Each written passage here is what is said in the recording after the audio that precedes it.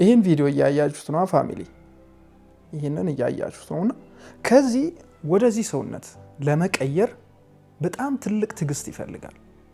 በጣም ብዙ ኤነርጂ ይፈልጋል፣ ጊዜ ይፈልጋል፣ መወሰንን ይፈልጋል እና ይህንን ማድረግ ደግሞ በጣም ቀላል አይደለም። ስፖርት ህይወት ውስጥ ያላችሁ ሰዎች ብዙዎቻችሁ ታውቃላችሁ ብዬ አስባለሁ። እንግዲህ ምንድነው ይህንን አድርጎ አሳይቶናል። በቃ አዶናይ ጀግና ነው። የምሬን ነው የምላችሁ። አዶናይ ያራዳ ልጅ ነው። በቃ እኔ አዶናይ ማንም ሊጠላው ሊወደው ይችላል። እሱ የምርጫ ጉዳይ ነው። ማንም መውደድ የሚፈልገውን መውደድ ይችላል፣ መጥላት የሚፈልገውን ደግሞ መጥላት ይችላል። ይሄ የምርጫ ጉዳይ ነው እና ምን ለማለት ፈልጌ ነው፣ አዶኒ እኔ ይመቸኛል። የምሬን ነው የምላችሁ። በቃ አንዳንዶቻችን መሬት ላይ የወደቀውን ቆሻሻ ለማንሳት እንኳን እንትን የምንል ሰዎች አዶናይ ብዙ ነገር አድርጎ አሳይቶናል። በቃ በኢትዮጵያ ደረጃ ሁለተኛ እንትን ማያዝ ማለት ራሱ በፎሎወር ማለት ነው 4 ሚሊዮን ከምናምን ገብተዋል አሁን ላይ።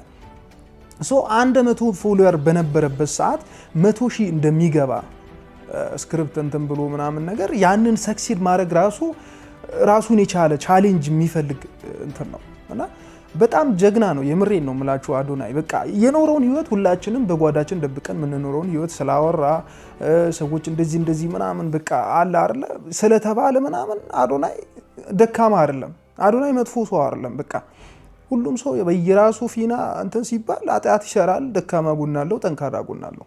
አዶናይም ልክ እንደማንም ማለት ነው እንደዛ አይነት ህይወት ቢኖረውም ጀግና ነው። የምሬን ነው የምላችሁ። በቃ የሚፈልገውን ነገር ያድርጋል። መናገር የሚፈልገውን በሚናገርበት ቦታ ላይ ይናገራል። አዶናይ ስለተፈታ በአጠቃላይ በጣም ደስ ብሎኛል እኔ ማለት ነው። እና ደስ ያላችሁ እንኳን ደስ ያላችሁ ለማለት ፈልጋለሁኝ።